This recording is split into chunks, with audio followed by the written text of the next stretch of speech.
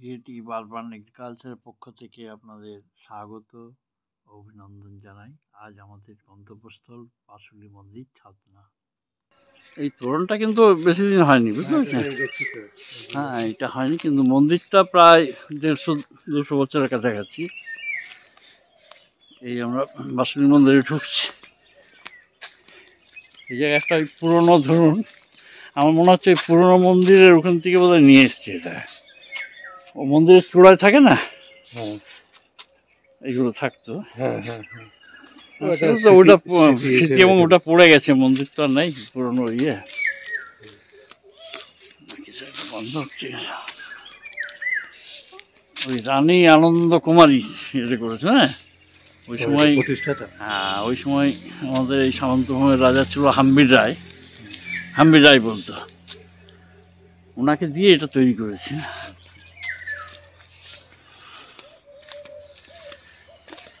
আর মানে বাঁশুলী দেবী তো ওই পুরনো যে যেটা জায়গা সেখানে ছিলেন, ওনাকে এখানে নিয়ে আসে। পুরনো মানে ওই রাস্তার উপরে, হ্যাঁ ওইটা পুরনো মন্দির, ও পাথরের বিরাট মন্দির ছিল। আমরা পাথরের কিছু ধ্বংসস্তূপ দেখেছিলাম। বিরাট এলাকা। হ্যাঁ, না ওই মন্দিরটাও পরবর্তীকালে নতুন করেছে, এটা পাথর দিয়ে ছিল, বেদি টেদি এগুলো। এই যে পাথরটা দেখলেন ওটাও ওখান থেকে নিয়েছে। ওই কালক্রমে যা হয় 700-800 বছরের পুরনো মন্দির।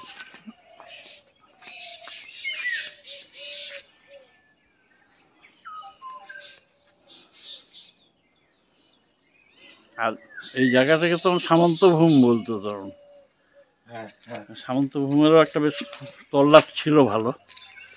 এই সামন্তভূমের লৌকিক দেবী হচ্ছে, আরাধ্যা দেবী হচ্ছেন বাঁশুলী, বুঝতে পেরেছেন?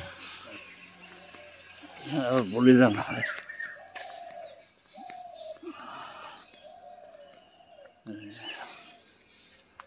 মন্দিরের কারুকার্যটা খুব ভালো। আমরা যখন স্কুলে পড়তাম সে সময় একবার এসছিলেন, ওই কবি সাহিত্যিক বল বাণী রায়। ও তো কম বয়স একবার, সেই সময় এই মন্দির দেখে আমাদের স্কুলে গেলেন উনি।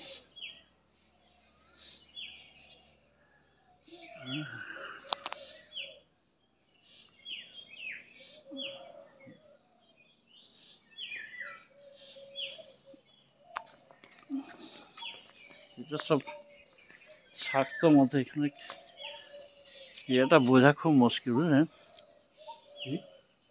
বাঁশুড়ি এমনি শাক্ত মতে হয়তো প্রতিদিন যেমন মাছ লাগে এই বাঁশুড়ি বোঝে। আচ্ছা, প্রতিদিন এভরিডে মাছ দিতে। আচ্ছা, মাছ দিয়ে ভোগ হয়। ভোগ লাগবেই প্রতিদিন। মাছ দিয়ে ভোগ আর এক জায়গায় দেখেছিলাম আমি, ঈশ্বর কি নজরে রাখে না, নলহাটির কাছে সামান্য পরিচর্যা। মহারাজা নন্দকুমারের এলাকা ছিল এখানে, আখলপুরের কালীবাড়ি। সেটাতে প্রথম শুনেছিলাম যে মাছ দিয়ে। এবার দেখুন, যিনি পূজারী তিনি লিখে ফেললেন শ্রীকৃষ্ণ কীর্তন। আচ্ছা, চণ্ডীদাস। হ্যাঁ, বৈষ্ণব পদাবলীর মতো।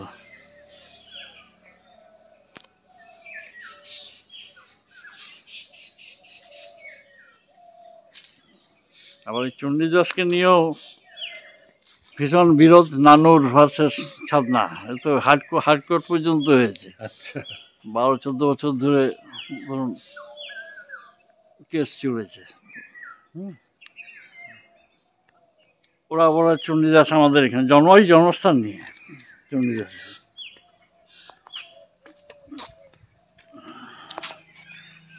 ছাতনা যেমন দাবি করে চণ্ডীদাস আমাদের, নানুরও বলে চণ্ডীদাস আমাদের, বুঝলেন? বন্ধ থাকে, বন্ধ আছে। এখন পুরোহিতে পুজো করে চলে যায়, আর একটা জিনিস হচ্ছে মুখ দেখা যায় না, ঢাকা থাকে। ও আচ্ছা। হ্যাঁ, খুব সৌভাগ্যবান যারা আছে হুম। তারা দেখতে পায়। আমার এই ৭০ বছরের জীবনে আমি একবারই দেখার সুযোগ পেয়েছিলাম তো। আচ্ছা। হ্যাঁ, ও মুখ কি ঢাকা অপূর্ব থাকে। অপূর্ব অপূর্ব সুন্দর চেহারা। হুম।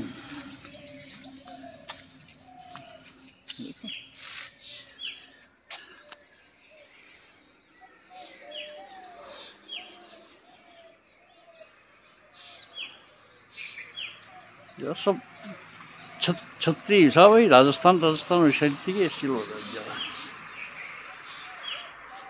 মানে যারা রাজবাড়ির সিংদাও বলে এদের এখন।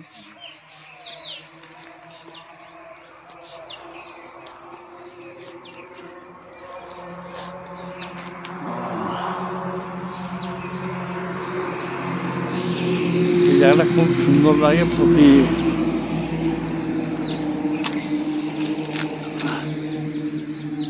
পুজোর সময়, এই দুর্গা পুজোর সময় খুব ইয়ে হয়, সময় বলি হয়। আচ্ছা।